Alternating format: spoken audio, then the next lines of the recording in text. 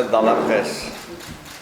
Et dans la presse, vous savez qu'il y a ce qu'on appelle les marronniers. C'est quoi les marronniers? C'est des sujets qui reviennent périodiquement. La rentrée scolaire, le logement, les résultats du bac, ceci, au Maroc et ailleurs. C'est ce qu'on appelle des marronniers.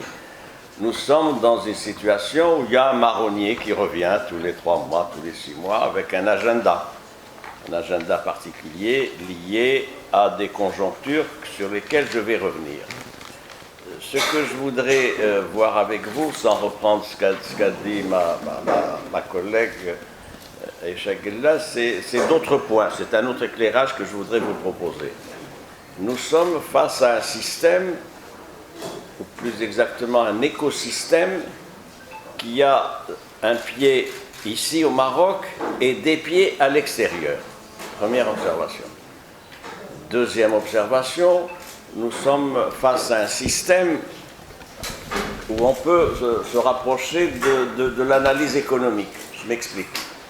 Nous avons un système de production locale, animé par un certain nombre d'associations qui ont été citées, sur lesquelles je repasse. C'est un système qui fabrique un produit. C'est l'économie. Comme on fabrique des tapis ou des chaussures, etc. Il fabrique un produit, mais ça ne suffit pas. Le produit n'est pas destiné à la consommation locale. Ça ne les intéresse pas. C'est un produit qui est destiné à l'export, c'est-à-dire la commercialisation et en même temps l'instrumentalisation. Le marché extérieur, c'est quoi de ce produit local?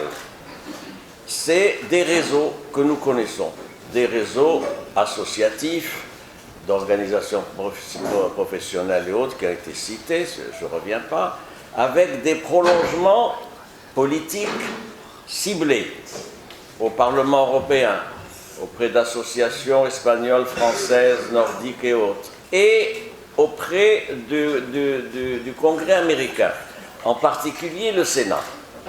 Ça, c'est la première photographie, c'est pour ça que j'ai parlé d'un système où il y a une production locale, qui n'est pas faite pour les consommateurs locaux, parce que les consommateurs locaux, ils connaissent, ils savent qui est qui fait quoi et pourquoi. Donc les citoyens sont intelligents et informés.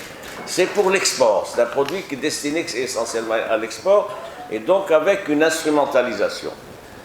C'est le procès de ce process de fabrication qu'il faut faire aujourd'hui. Pourquoi? Parce qu'il évacue un certain nombre d'acquis. La Constitution de 2011 a rehaussé la justice comme pouvoir, et non plus comme autorité comme dans les précédentes constitutions. Il y a une justice qui fonctionne. Elle fonctionne comme toutes les justices du monde dans les pays démocratiques, globalement de manière satisfaisante. Elle peut avoir la main lourde dans telle ou telle circonstance. C'est une justice humaine rendue par des magistrats, mais c'est une justice qui fonctionne. 1. 2. C'est un acquis. C'est un acquis de la construction démocratique actuelle. Troisième point, pour ce qui est de la presse. Maintenant, le secteur qui nous intéresse en particulier, je procède par étapes. Quel est le pays au Maghreb, dans le monde arabe et dans la quasi-majorité des pays africains, à part le Sénégal peut-être, etc., où il y a autant d'espace de liberté?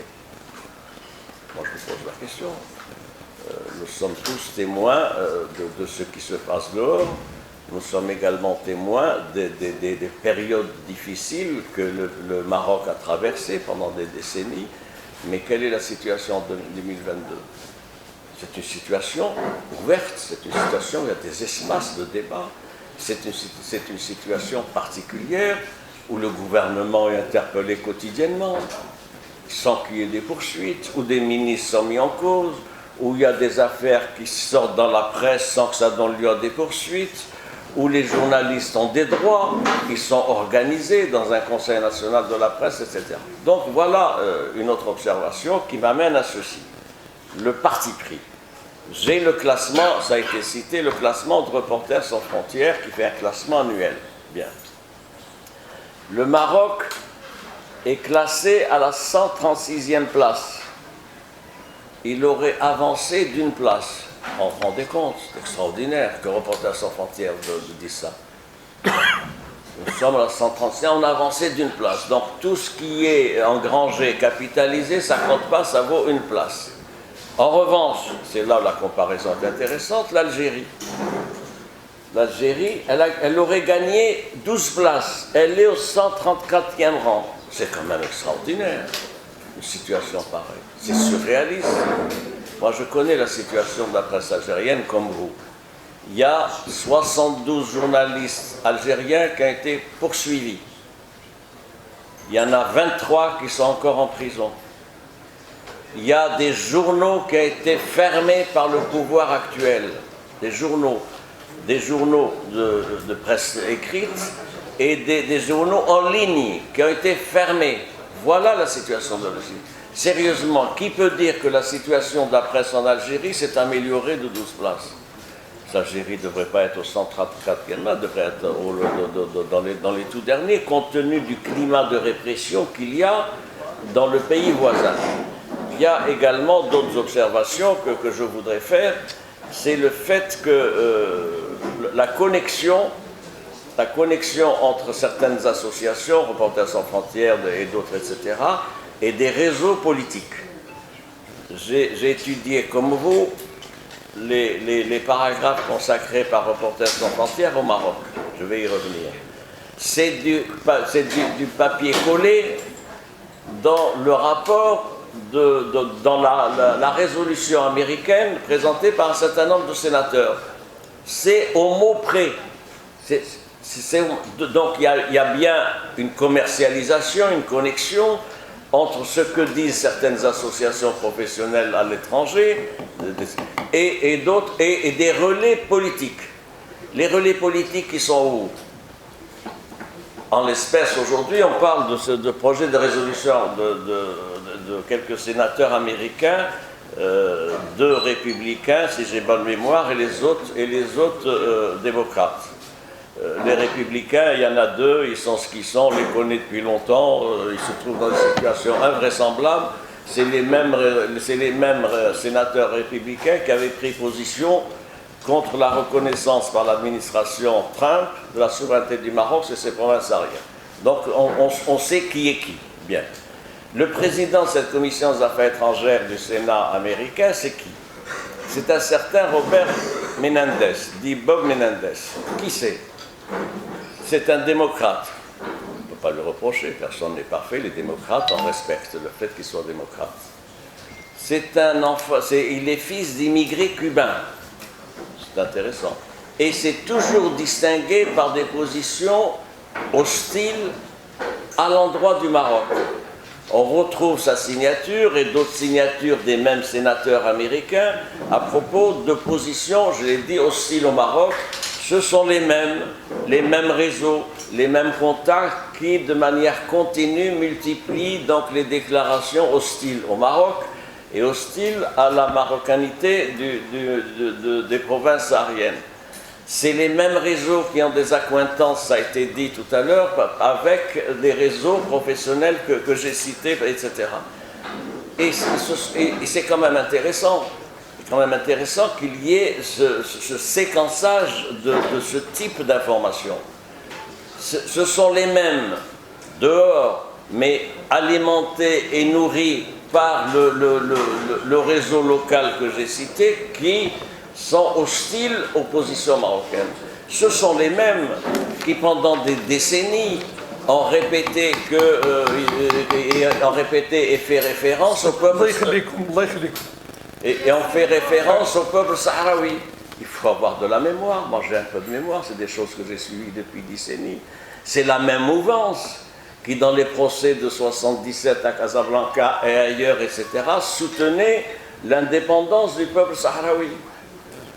Et vous remarquez ces associations auxquelles a fait référence ma consoeur tout à l'heure. Ce sont des associations pour qui la marocanité du Sahara est relative et sujette à caution. Eh oui, mais il y a des prises de position, il y a des déclarations. Donc nous avons affaire, j'allais dire, à une 5e colonne, mais c'est trop d'honneur, nous avons affaire à une mouvance que nous connaissons, qui a le droit de s'exprimer, mais sans porter atteinte aux fondamentaux. Parce que s'il y a quelque chose de fondamental et de ligne rouge, c'est bien des fondamentaux, parmi lesquels l'islam, la monarchie, l'intégrité territoriale, l'unité nationale. Ça, c'est le bloc qui n'est pas négociable, c'est le bloc d'adhésion de tous les Marocains.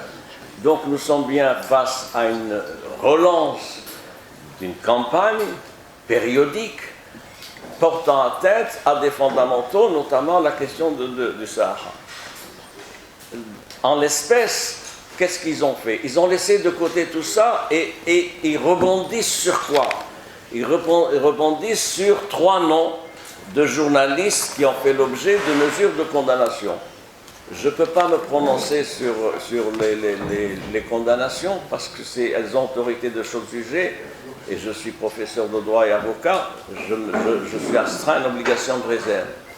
Que la justice ait eu la main lourde, je le pense. Je le pense, je l'ai dit, je le dis. Mais la justice a fonctionné. Toutes les voies de recours ont été utilisées. C'est des procès que nous avons suivis de chacun à sa manière, etc. Avec tous les incidents de procédure des avocats de la défense, la multiplication des provocations, les atteintes au respect dû aux magistrats, ça a été dit quand même, il faut le rappeler, mais toutes les voies de recours et toutes les procédures ont été utilisées.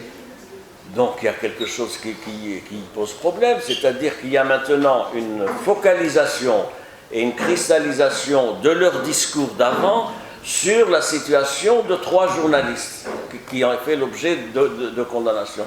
Ces 3 journalistes ont été poursuivis sur quoi? Pour quel motif ils ont été poursuivis? Non pas pour des atteintes parce qu'ils n'avaient pas respecté les droits, l'indépendance de la justice, etc. Ils ont été poursuivis sur des faits délictueux ou criminels prévus par le code pénal, avec le respect des procédures prévues par la loi à cet effet, c'est-à-dire la procédure pénale. Il s'agit donc d'affaires intéressant des violences faites aux femmes pour 2 cas d'entre eux. Le 3e cas est un cas différent. C'est un cas de détournement de fonds publics. Eh oui, de détournement de fonds publics. Personne ne le dit dans les communiqués des associations professionnelles. Il y a un condamné, je ne donnerai pas son nom, qui a été poursuivi pour réception d'argent étranger, notamment américains et autres, c'est des millions de dirhams. C'est pas... Ce n'est pas un journaliste. Ouais, non, j'y venais. Donc c'est une affaire crapuleuse. Un historique. Et oui, il faut rappeler tout ça. Le 3e, il n'est pas poursuivi parce qu'il est journaliste, il est poursuivi par le fait d'avoir utilisé de l'argent public étranger, d'avoir violé les principes même de son association, et ça a conduit à un enrichissement personnel. Il y a un dossier qui a été fait, il y a une enquête très minutieuse qui a été faite par la BNPJ, transmise au parquet, qui a instruit. Vous savez, nous avons d'excellents magistrats parquetiers qui sont très sérieux. Ce n'est pas parce qu'ils ont été nos étudiants, c'est parce qu'ils sont attachés aux exigences de leur métier. Et il y a des faits, il y a des titres fonciers, il y a des relevés bancaires, etc.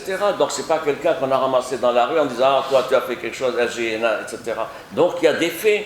Donc ce qui est intéressant, c'est l'amalgame qui est fait entre 2 journalistes et le 3e qui n'est pas un journaliste. C'est ça qu'il faut démonter et il faut déconstruire ce qui est mis en avant par ces associations professionnelles. Il y a également un autre fait qu'il faut relever, c'est qu'il faut que nous soyons réactifs. Il faut que nous soyons réactifs. Je félicite l'association ici présente pour sa réactivité.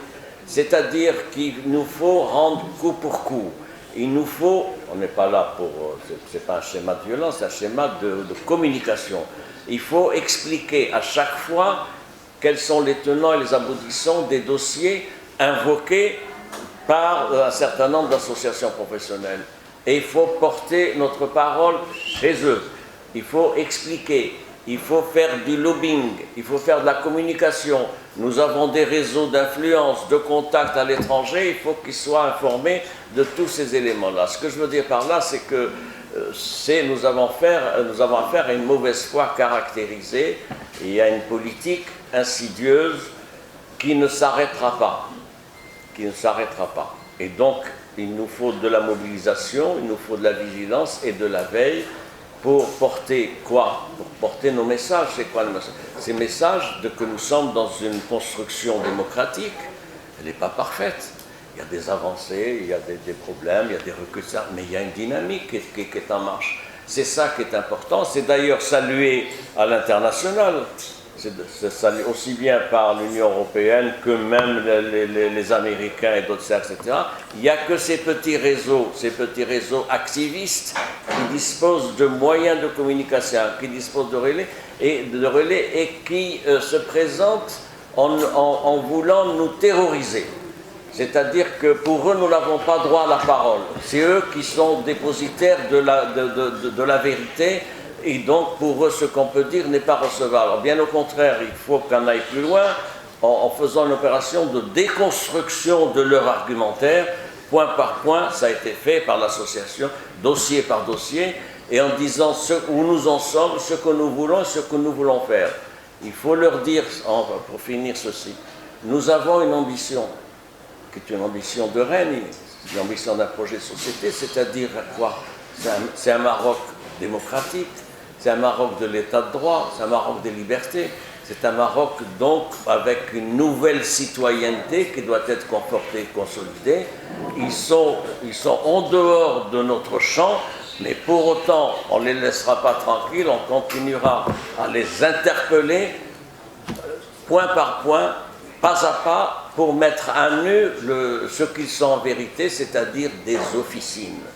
Ce sont des officines liées à des réseaux que nous connaissons, qui n'ont d'autre but finalement que de porter atteinte à l'image du Maroc, aux principes consacrés par la Constitution, et qui veulent simplement continuer ceci. J'ajoute un dernier point, c'est un fonds de commerce. J'ai parlé tout à l'heure d'un schéma économique, production, commercialisation, c'est un fonds de commerce. Ces associations ont une rente, nous sommes dans un schéma de rente. Alors il y a ceux qui ont des rentes, des carrières de sable, des agréments taxis, tout ça, etc. Ou des rentes politiques. Ils sont parlementaires plusieurs décennies, ils mettent leurs enfants, tout ça, etc. C'est des choses sur lesquelles je ne reviens pas. Mais nous sommes aussi dans un schéma de rente, c'est-à-dire de gestion d'un fonds de commerce. Et pour eux, ce fonds de commerce doit être fructifié comment? En redoublant d'hostilité à l'endroit du Maroc. Et il faut qu'ils sachent que nous serons toujours présents face à eux et contre eux. Je vous remercie.